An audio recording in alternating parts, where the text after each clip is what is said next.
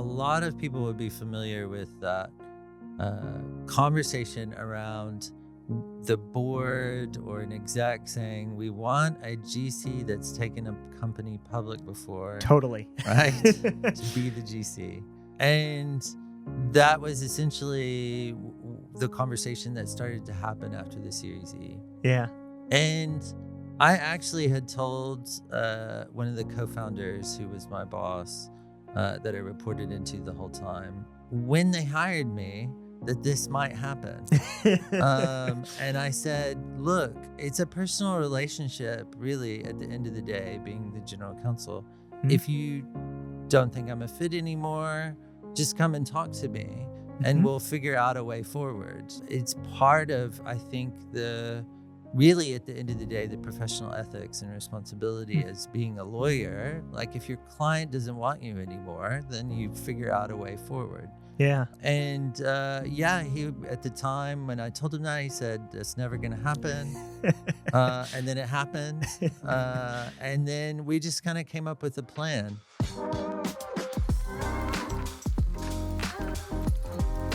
How do you make the move from building a legal career in the US to one in Europe? Scale, one of Europe's hottest scale-ups. Notice I use the term scale up. Yeah.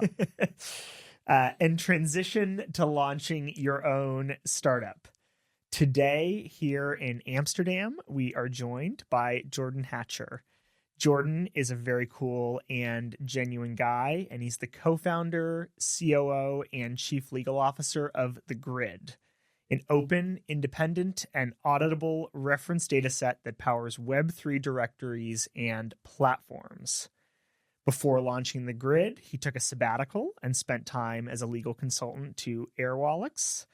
Jordan was also the first lawyer and the 80th employee at Staffbase, where he led 6 financing rounds and helped them grow the team to more than 800. His early career, I think it somewhat defies easy categorization. That's what I think is cool about it. Worked on IP issues, open source, civil liberties at companies like Optimizely, HP, and ARM, and also at nonprofits like the EFF across the UK, and before that in Austin, Texas. Jordan, thanks so much for joining me today for this episode of The Abstract. Yeah, thanks for having me, and on such a beautiful day here in Amsterdam. Yeah, I'm very lucky to be here, I think. And I'm here for the weekend too. So excellent. I'm going to get out on a bike. Hopefully I come home in one piece. Yeah, it's the Olympics of city biking for sure. Yeah.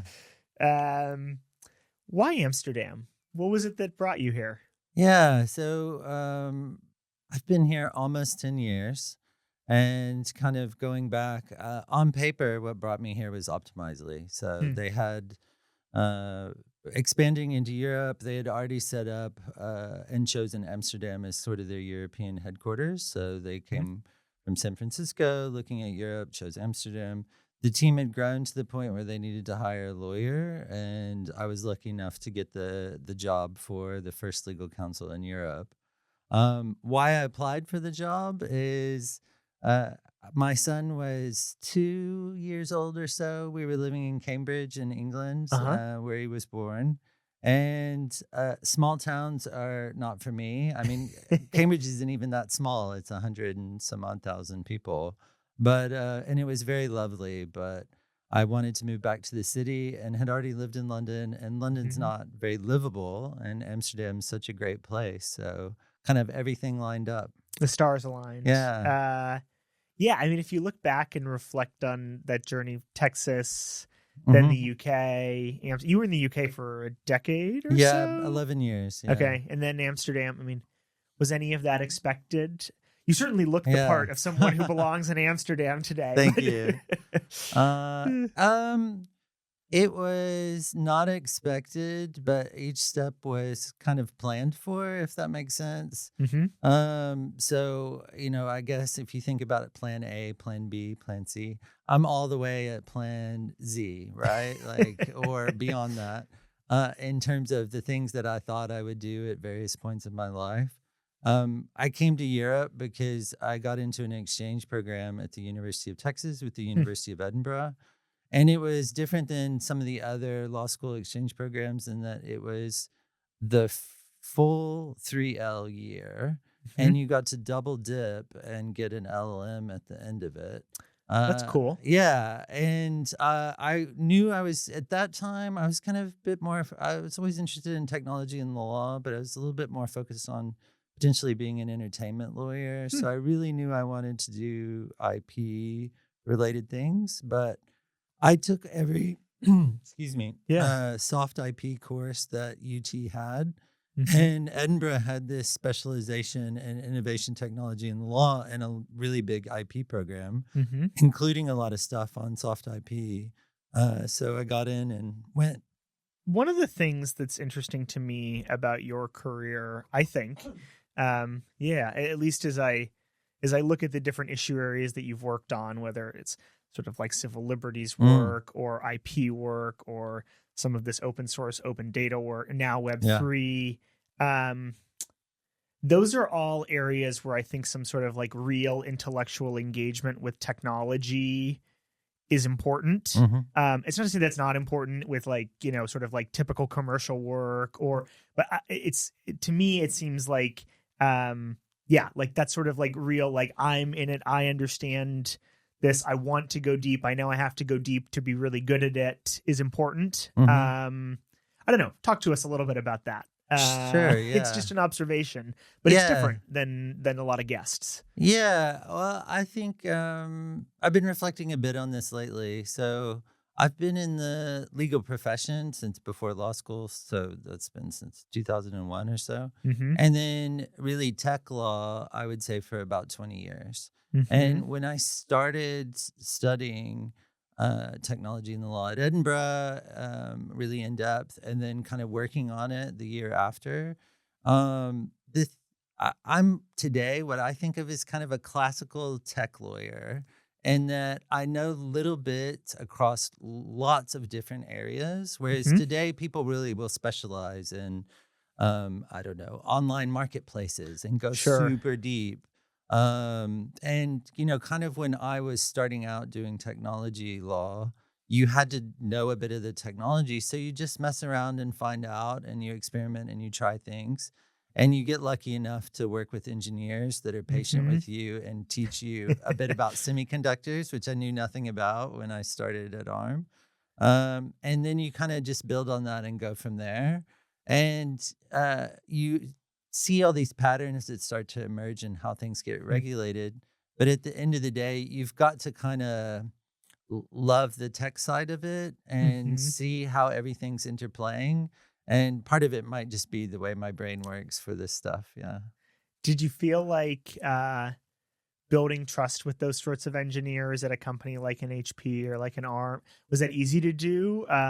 Or, I mean, at an ARM, I would just think like the people there must be sort of like so smart and so well educated, and it Yeah. would be almost intimidating, right? That's not to say Yeah. that your line software engineer at like a SaaS company in New York isn't intimidating, but that's like a slightly different breed, I think. Yeah, for sure. I mean, especially you think 2010 in Yeah. semiconductor, it's people with a lot of math degrees, Yeah. many math degrees in one person, and really deep technology, right? Hmm. And I think as a lawyer, you get access to people, particularly in house within your company, in a way that other people don't, right? So Hmm. part of it is they know that if you want to be super practical or, kind of look at it in a negative way, they know they're going to need something from you in the future, and they want you to understand the thing that they're going to ask you about, right? Hmm. So at the beginning, they're a lot of the time they're very generous with their time in terms of like helping you understand how everything puts together. And then when they have a real need, right? So if they Hmm. have some in-depth question about, is the license going to work this way? Can we do this or can we do that? You just have to sit there and ask questions and be like, I don't know. Hmm. Be really transparent about that. You have to teach me. And the thing goes both ways, right? Like I think sometimes as in-house counsel, in particular, and often just as private practice lawyers, though I've never really been a private practice lawyer, um, is you can forget that your job is to teach the other person about a bit, at least a bit, as much as they want to know about how the law works and how it's applying to them and the kind of reasons why you came to the conclusion. Mm-hmm. And I found generally, broadly speaking, working with developers and engineers of all stripes, they want to know the why, right? And they Sure. respect that you also want to know the why. Mm-hmm. Yeah. Um, Earlier in your career, you worked on sort of like open data. Hmm. I- how important do you think that things like that and I guess I noticed in your background a lot of standards making Hmm. too, and a lot of standards making work. How important is a lot of that for how the internet has evolved, do you think? And is that appreciated enough? Yeah. Yeah, so open source software, free and open source software. So the GPL to the Mm-hmm. MIT license, BSD, et cetera. In terms of a model, if you think back, in the late 90s to the early 2000s, in particular, people were thinking about the war of the operating systems and everything else. Sure. Linux and open source software is definitely one in terms of raw numbers of compute powered by open operating systems, right? Mm-hmm. And the ethos and the structure, if you fast forward, I think really undermine or underpins not underpins a lot of the technologies with blockchain and Web3. So it's really Mm-hmm. kind of been there evolving. I think the attitude sometimes is a bit different for it. I think 20 years of people trying to have open source business models and thinking what they could do around it, it's just kind of settled down a lot. Open data, some that really worked on open data at the beginning, they've kind of backed out of the movement, or the impact has been harder to see because Mm-hmm. it's harder to get that momentum for having this similar pools of open data. But Mm-hmm. there's been, of course, some real successes. Two areas that I think of in particular is government information in general is Mm-hmm. for the people, right? It's funded by the taxpayers, so it should be Mm-hmm. available for the people. Sure. And in an American context, everybody thinks about the federal government and that, the federal Yeah. government doesn't have copyright, but states, cities, counties, they all collect a lot of data, and Mm-hmm. they should be publishing it under open licenses because they have copyright over that Mm-hmm. information. And then OpenStreetMap, which I love in terms of the Wikipedia of map data. Yeah. And I'm super happy and proud, reflecting back that they've used and gotten some utility out of a license that helped write quite a long time ago.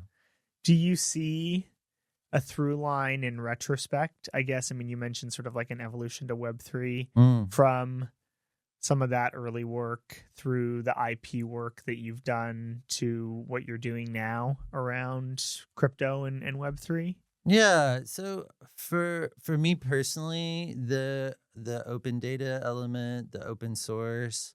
After I had a kid, I had maybe like 2 or 3 years where I was still active doing that stuff, kind of on the side from the day job, Mm-hmm. and it was part of my day job in terms of lawyering for every tech company I've worked for. But I haven't been the open source lawyer role inside one of these companies. I might have had it as one of my many hats, but you have to be rather large to have somebody solely focused on that, right? Yeah. Um, and I kind of had to put it to the side, and then I focused on learning a lot of other things, B2B SaaS business models, Mm-hmm. commercial contract negotiation. Mm-hmm. And then when I made it to the GC suite, then you're across everything. I was expecting to do corporate law, but I never really saw myself as a corporate lawyer. But you get involved into it, employment law, cross jurisdictional stuff, Uh-huh. M&A, et cetera. You have to kind of have that broad um, range of skills. Mm-hmm. And then kind of since taking a break and then picking up with the startup, I've kind of been able to pick those threads back up and kind of reincorporate them. I don't want us to pass over your time at Staffbase Sure. because I think it's really interesting, and I think you probably have a lot of lessons to share.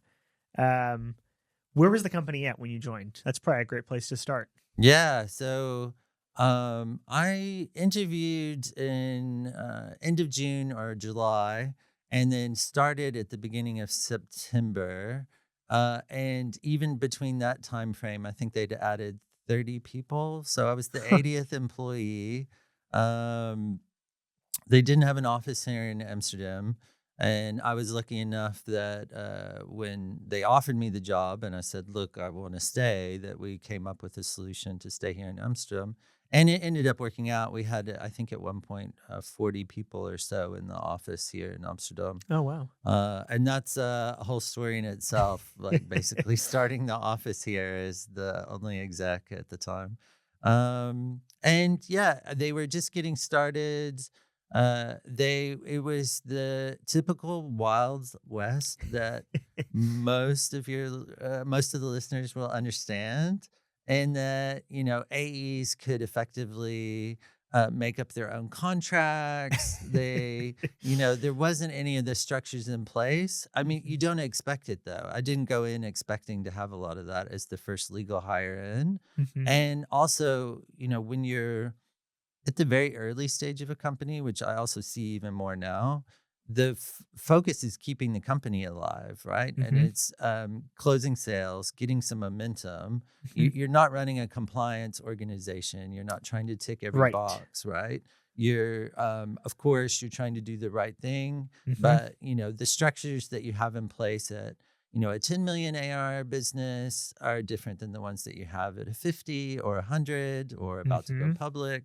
And in the same way, when you're in that sort of 1 to 10 range when you start, when usually they hire their first lawyer, unless they're regulated, it's just chaos in some ways, right? Lessons that you drew from your time there, or maybe getting them a little bit away from chaos as they basically 10x'd in size over the course of your tenure. Yeah, so while I was there, they went from, as you mentioned, from 80 people to 800 people. I think one of the first things that I did in the first 2 weeks, it was, we're opening up a new office in London, do all the incorporation and sort it all out. So one thing is, at the very beginning, if you're joining one of these smaller outfits as the first lawyer, it's a moving train, and you kind of have to run up and speed alongside of it and join it, right? In the sense that you can't just jump in and expect to make a lot of change, right? So I didn't want to disrupt the quarter. I kept on with their negotiation processes. They had a contract at the time that wasn't easy to negotiate in the US. But we kept at it because it's the one that they had. And then we looked, listened, I really heard from the team about where the pain points were, and then tried to create something that was more global to go on forward, right? At the very beginning, you have to really get stuck in. So, when we opened rented the first office, I found that office here in Amsterdam. I ordered the IKEA furniture. I helped build the IKEA furniture. You kind of have to really dive in and into anything almost, because again, it is a fast-moving train, right? But at the same time, you can't lose focus of what the core of your job is, right? Should have had better tools to either take care of myself or to kind of handle the work in the right way, so that reducing my own personal stress. Let's talk about that more. I feel like that's the sort of thing that not many people want to talk about, even if they're experiencing it. I don't know. In retrospect, like, what are some of the signs that you should have seen that you were overworking? I'm not going to say overworking or using it as, I mean, we all go through struggles in life, and like you can lean into exercise, or you can lean into work, or you can, I don't know, go on vacation and think that's going to, right. There's lots of coping mechanisms that folks have. Yeah. What are some of the and in retrospect, like now, are there different things that you do, or do you approach your work in a very different way than you might have at the time? Yeah, so there's definitely a lot of coping mechanisms that I was using at the time, and like just really, in some ways, using work as a distraction or an excuse. Mm-hmm. But what I've kind of trying to reframe for how I move forward. I really realize one, for me personally, I need downtime. Mm-hmm. So just really being protective of that and not letting it encroach. I need to go and do some exercise regularly, right? Yeah. And if I don't do that, my performance is a lot lower anyway in terms of work. So it's counterproductive not to do it. Mm-hmm. And it's just really hit me in the face for that. And then Mm-hmm. all the usual things like sleep, nutrition, Sure. those kinds of things definitely help. Yeah. Do you feel like an exec team needs to set the right sort of culture around that, or needs to create the space for employees to take care of themselves?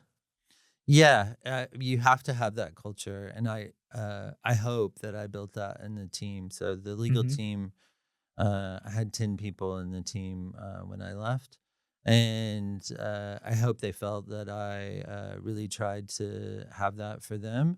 Um, in the GC role, it's difficult because Mm-hmm. you're an umbrella for the team for the rest of the organization, right? Mm-hmm. And there's stuff that your team simply can't pick up, right? It's Sure. either because it's very sensitive, or it's just not their skill set, or it would divert them from some other important initiative that you have.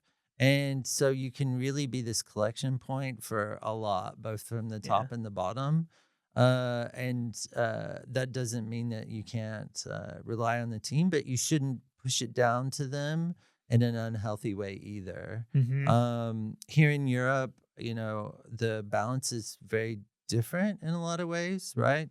So the salaries are lower than they are typically in the US. Mm-hmm. But the expectations on work are also different, right? So you're Mm-hmm. not generally, broadly speaking, even in legal, though here it is more overworked than most jobs. Like Mm-hmm. you start out with 25 days holiday plus public holiday a year. Mm-hmm. You're expected to take the holiday. People Mm-hmm. do take the holiday. You can really time box it in, and all that stuff can help. As a manager, the key thing is to really look out for the signs within your team, making sure that they take a break, make sure they appreciate the rhythm of the business as well. So for commercial counsel teams, that they realize they're going to be very busy at the end of a quarter. There's no changing the hockey stick, right? But that at the beginning of a quarter, right, Mm-hmm. when everything is kind of dropped off again, that's a really good time to really take it easy at work, right? And you have to Mm-hmm. build in that rhythm and not just pile on all the other things that didn't get done, right, into that Yes. space, right? And not feel bad about Yeah, maybe, going from 80 hours a week down to 35, or exactly. right. Yeah. You do have that sort of dual perspective, I think, on what work culture around sort of a regulatory environment, business culture is in the US and in Europe. And I'm curious to hear sort of like both perspectives here, which is, you know, I talk to a lot of folks who are thinking about expanding into Europe. Hmm.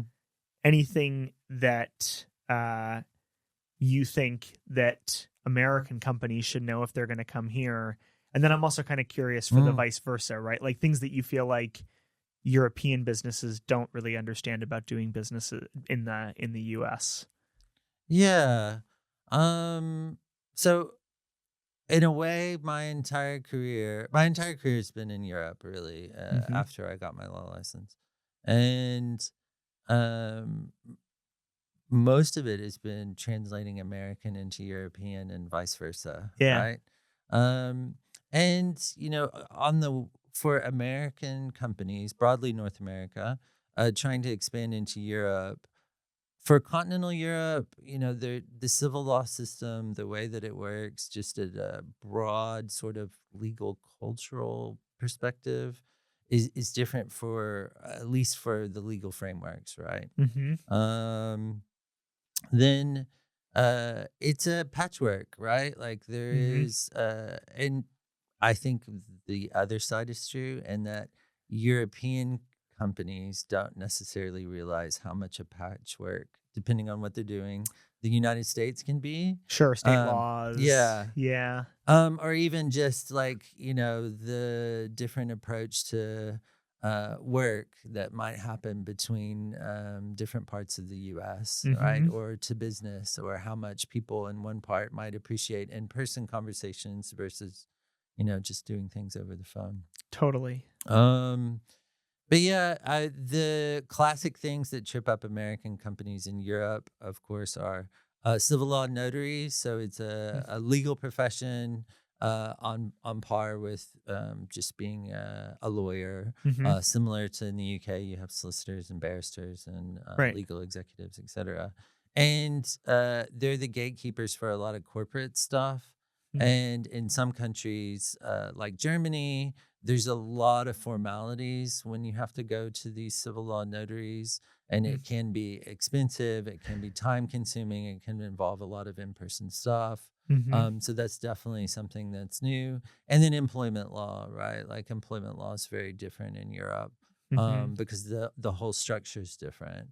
And that's usually something that American companies and even very experienced managers, people managers, when they're managing teams in Europe, they can really trip themselves up over both the law and the culture, right? I think it was on your blog that I was looking at. Mm. I thought there was sort of an interesting post about not just thinking about growing a business internationally or growing a business into Europe, but also sort of growing a business within Europe being a real challenge. Yes. Yeah, I mean, and I think when most American companies think about coming to Europe, they say we're going to Europe, or maybe they pick one country. They're like, we're going to, Yeah. London and also Germany or something, right? But they're not necessarily thinking about that sort of patchwork across Europe. I don't know. Would you agree with that? And what have you drawn from your experience actually sort of successfully building up Staffbase across Europe? Yeah. So one thing, like the new generation of PEOs or EORs or things like that, I haven't had a lot of experience with them at scale myself, but I think in general that's pretty exciting for being able, in terms of just people, like if you need to employ people in different jurisdictions. The other lawyerly answer is, of course, it depends, right? Because if you're shipping physical products, it may make a real difference. Do you want to be where you are importing, what your corporate structure is in terms of looking at taxes and which one is the best fit for you. If you're in Europe and you have a strategy that you need an entity in different countries, right? Then every country's different. And some of them are, it's a long slog to get a entity stood up, right? Like it's a lot of formalities that a lot of people will be really surprised with. It can take a lot of time to do things, and there are a lot of trip ups there.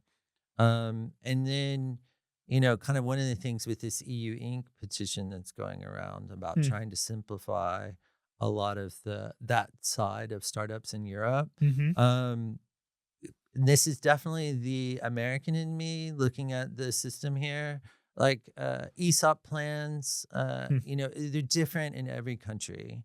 And so there's some countries where you may be taxed at the time of grant. And so then it just doesn't make sense to grant employees ESOP. Right. Because it's a tax penalty for them right away that they'll feel.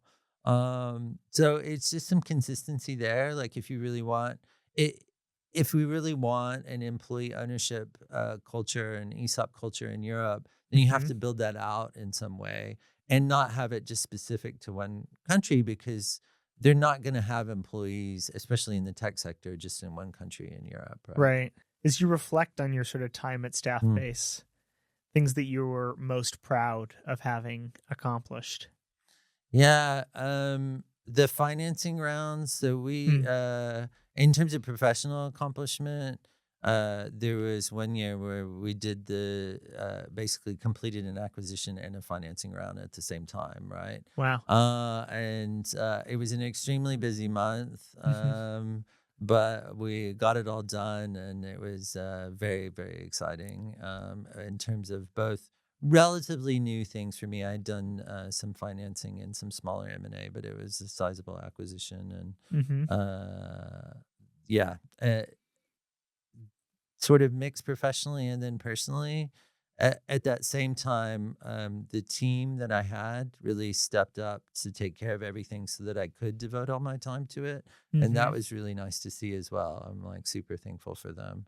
Yeah. Um, yeah, on a personal level, I did make some great friends.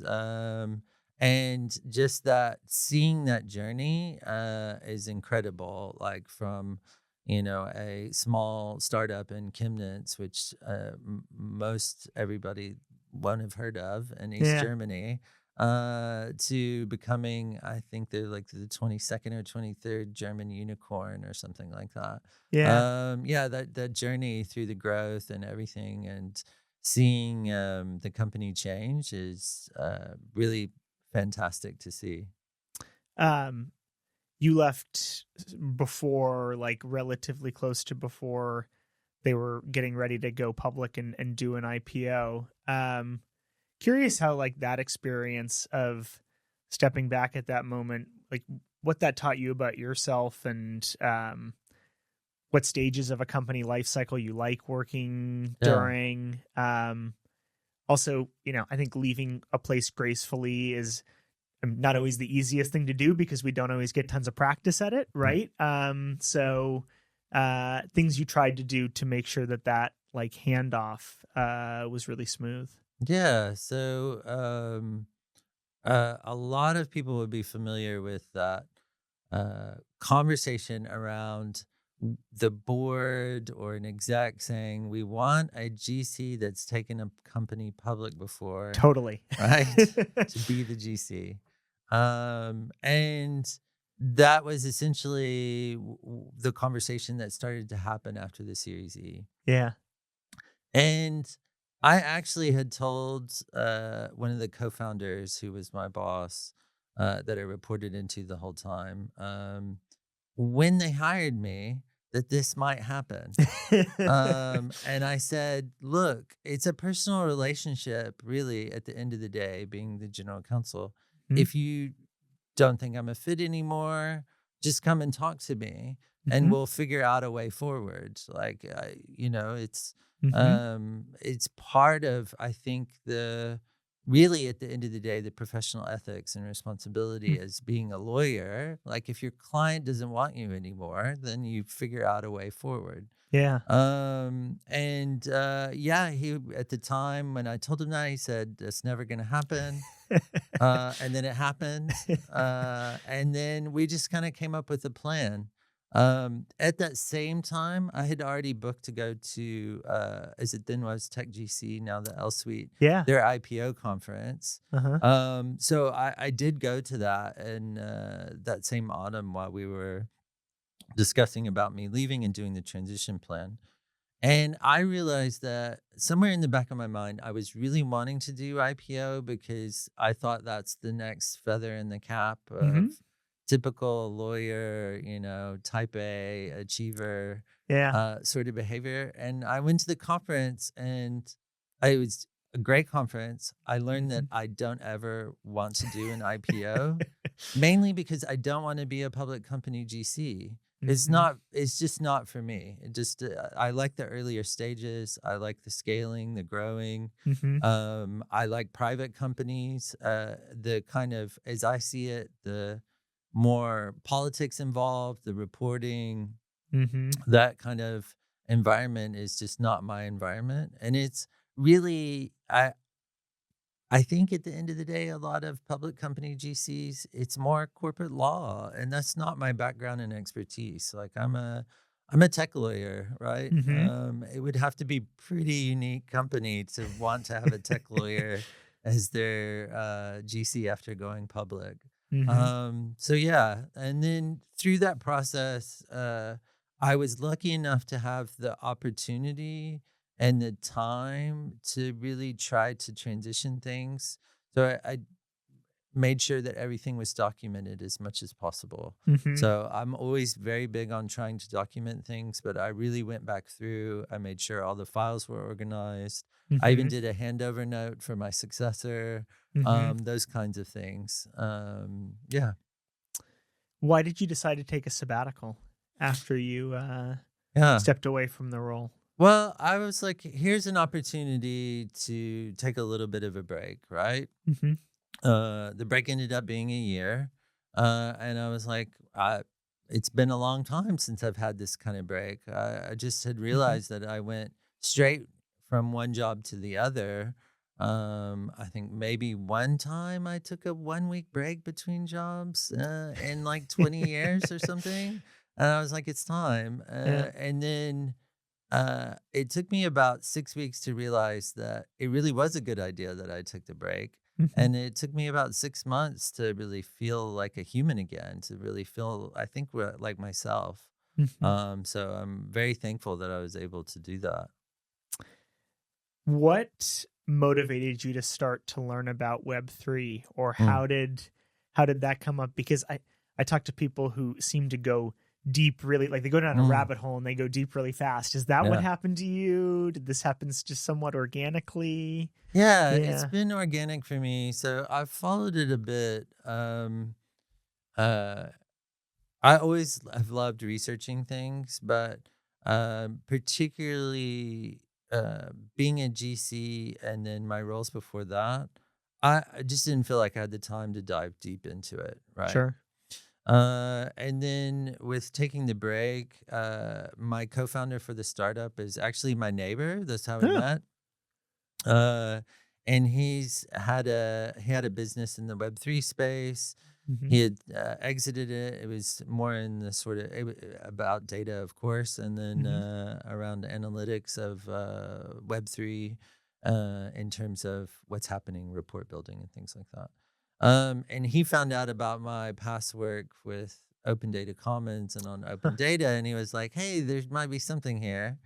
So we started talking, and it was a thing. And then I was like, "Okay, that's cool." Got really interested in it. So then I started going deeper and deeper into it. Mm-hmm. Yeah, and definitely have a lot to learn in the space, but I'm catching up.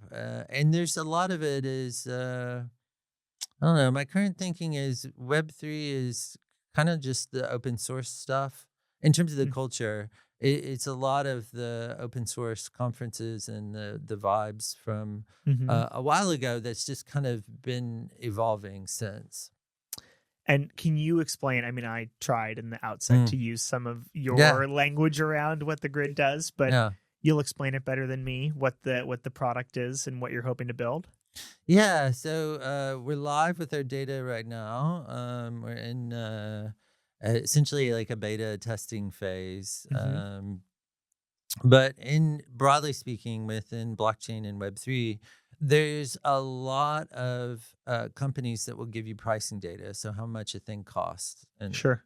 and there's transactional data and analytics because it's a public permissionless blockchain, so you can see where it went.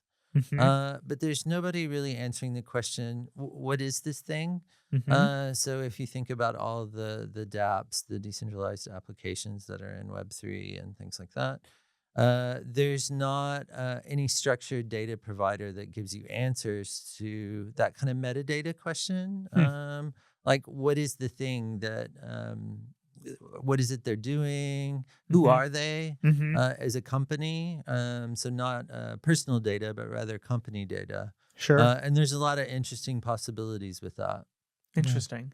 Um, Has the entrepreneurial journey been what you expected, harder than you expected? Yeah.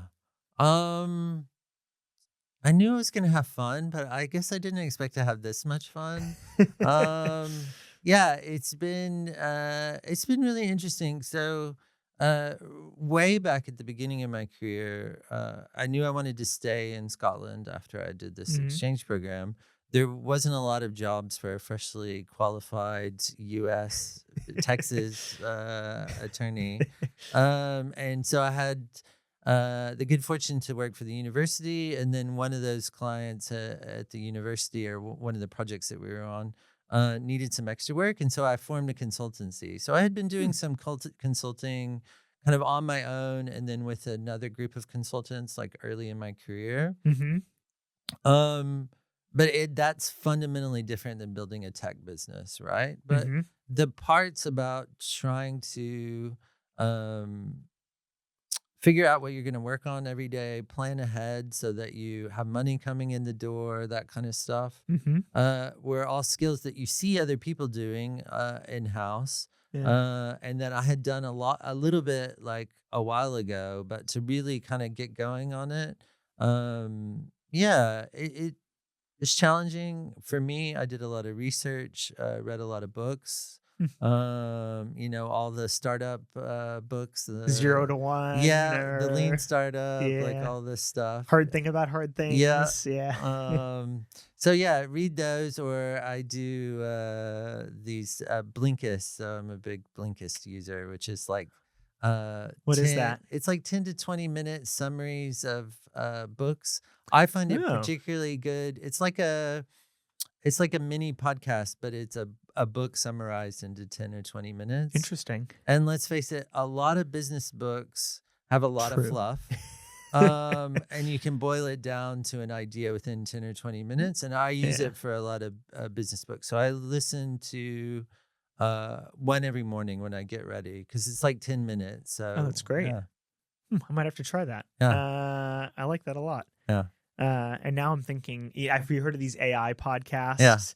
Which I hope won't replace something like this. I don't think it yeah, can replace something no, like this, yeah, but that seems like a perfect application for that, yeah. right? Yeah, Interesting. I think they have started using AI to do the Yeah. voiceover, because you can read the summary or you can listen to it, right? Yeah. Yeah. I mean, you talked about building IKEA furniture earlier Yeah. in your career, is Yeah. opening an office, Yeah. but your role just isn't legal within the grid, right? I mean, Correct. you're doing ops. I'm Yeah. sure that you're in market talking to customers as Hmm. well.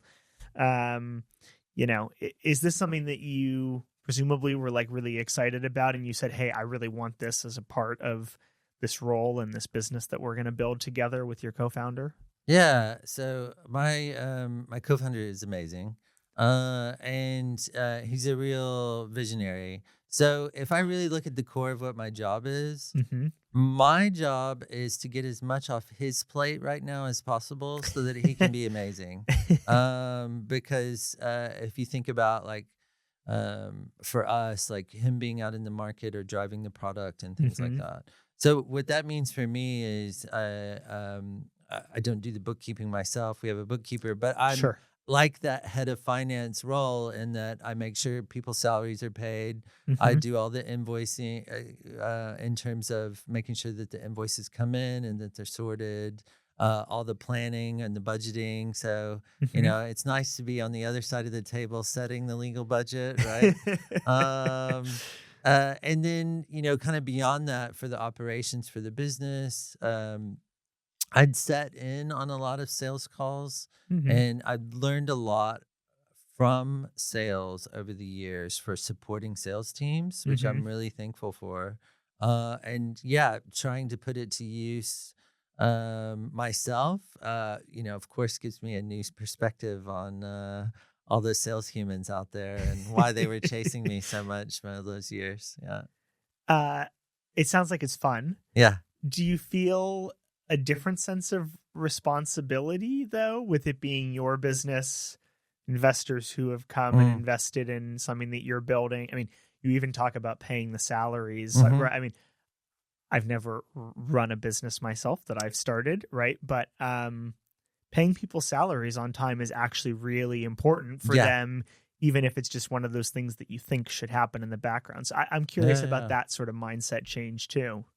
Yeah. I mean, that's an interesting question. I think I'm not trying to put pressure on you, by no, the way, and no. say you should feel the weight of it. Yeah. No, I feel the weight of it because I very much understand the importance of people getting paid on time, and Yeah. for some of them getting paid even a little bit early, right? Hmm. In terms of I don't know, the exact invoice due date. Yeah. Yeah, and I'm happy to work with them on that. Um, yeah, I definitely feel the responsibility. I mean, and I'm aware of those things, but in terms of the stress for me, because you get so many stressful moments as a lawyer, particularly if you end up uh, as I'm sure any GC that's listening Hmm. will have done with employment law issues, right? Sure. Like you, when you're in the middle of serious employment law issues, it has serious consequences, right? Hmm. For potentially for lots of different people, and I take the responsibility for sure for towards the investors and everything else, and to the employees, of course, but the weight is different, right? Hmm. Yeah. Okay. A different sort of question Yeah. or area to explore. You've also stood up a nonprofit Hmm. called A Different Story. Why don't you just tell us about that? Tell Yeah. us about why you started it, what it does. Yeah. So Yeah. I can't take too much credit for it because it is my ex-partner's and the mother of my son. Uh huh. It's really her vision and initiative. I'm very proud to have helped along the way and still be part of the board. Mm-hmm. Um, so I have a son that has an ultra rare genetic condition. It's a mutation on the TRP12 gene. Mm-hmm. And we went through, as parents, um, many ups and downs along the journey, but particularly around the diagnostic pathway for getting a genetic condition like this diagnosed because Hmm. it's so rare. It's not, there's not an immediate test. You have to get to the point of Mm-hmm. essentially full genome sequencing. And expats, being foreigners, essentially in Amsterdam and navigating that process as well. The real challenge is like navigating the system. Mm-hmm. But one of the things that we really discovered in navigating that system in terms of looking for schools, benefits, um, the rights for us as parents of a disabled or a child with a disability, Mm-hmm. and our child, uh, it's hard for the locals to navigate. It's not an easy system, Yeah. right? And so, what we wanted to do is um, form something that can help other parents go through this process and access the resources that they need. Mm-hmm. So there was a real gap in terms of there are a lot of great foundations and charities in the Netherlands doing tons of great work. A lot of them are really focused on either a particular disease or condition Mm-hmm. or solving a particular problem. And kind of where we're hoping to sit is like a glue to show people what's possible and connect them into it. So we're sort Mm-hmm. of like the intake part of the getting the help that you need.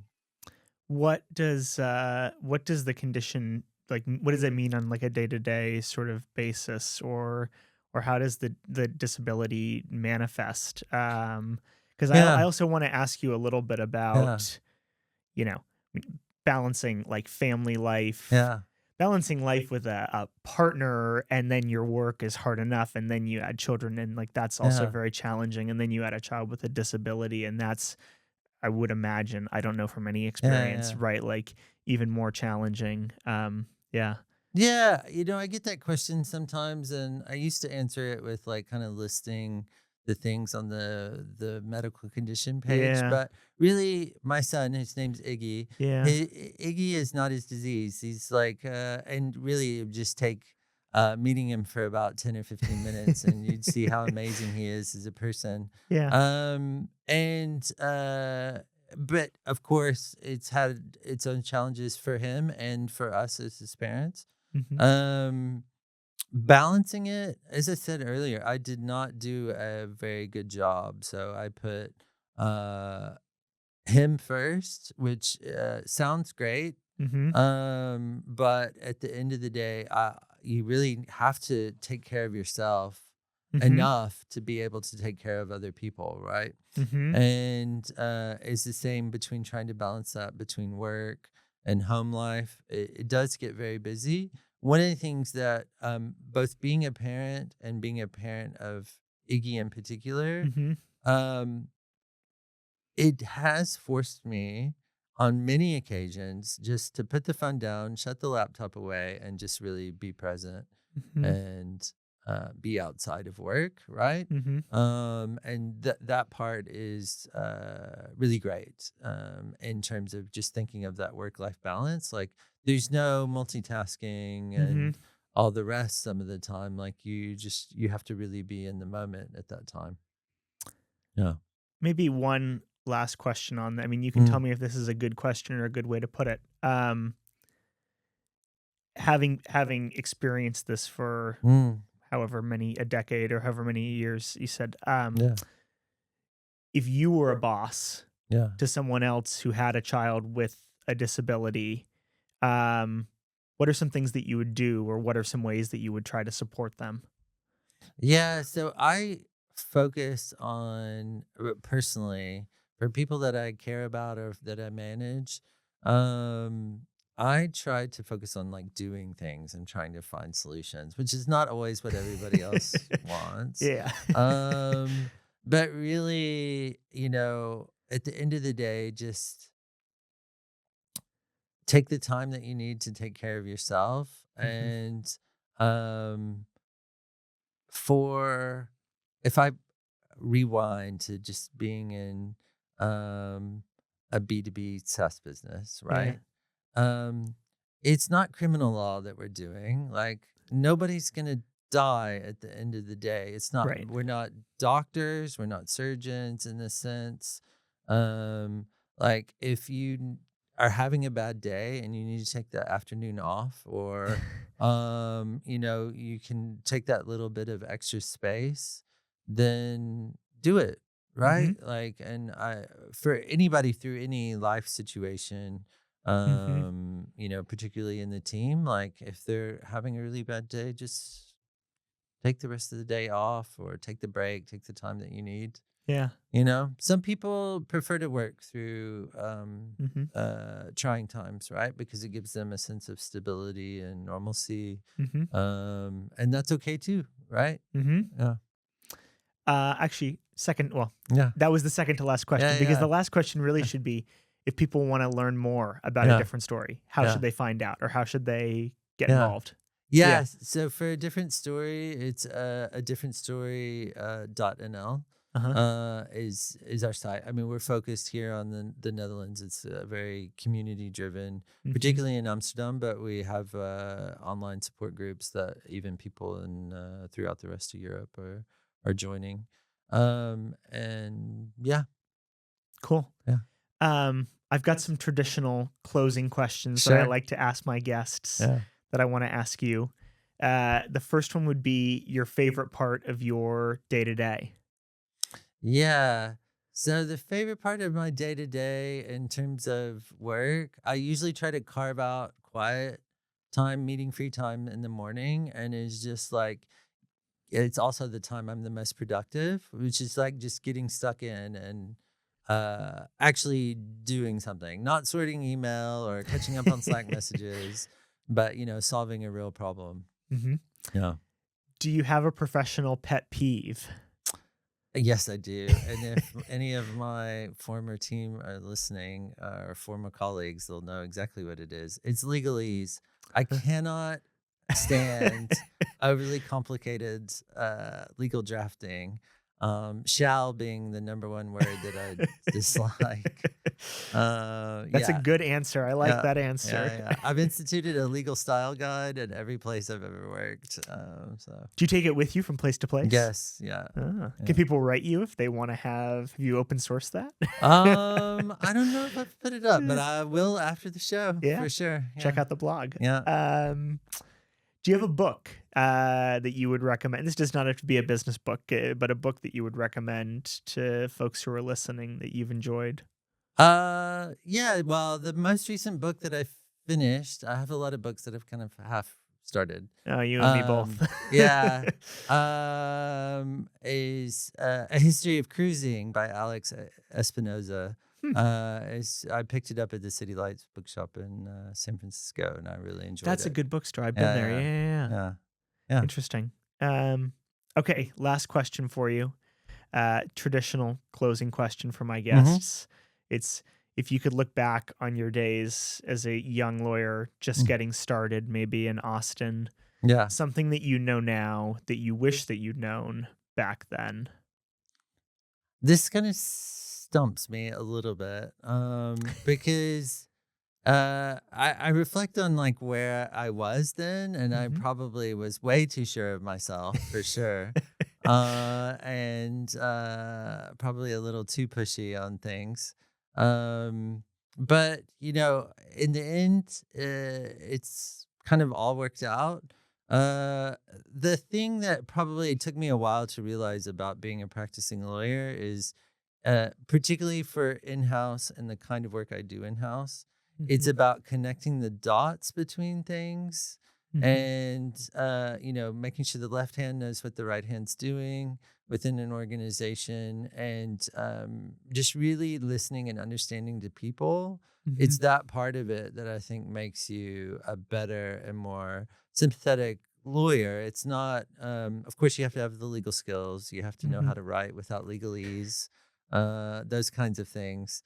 But just really understanding the people side of it is really key to, I think, being what I would call at least a good lawyer. You don't seem stumped at all. Yeah. Jordan, thank you so much for coming with me and doing this episode here in Amsterdam. Really fun. Thanks.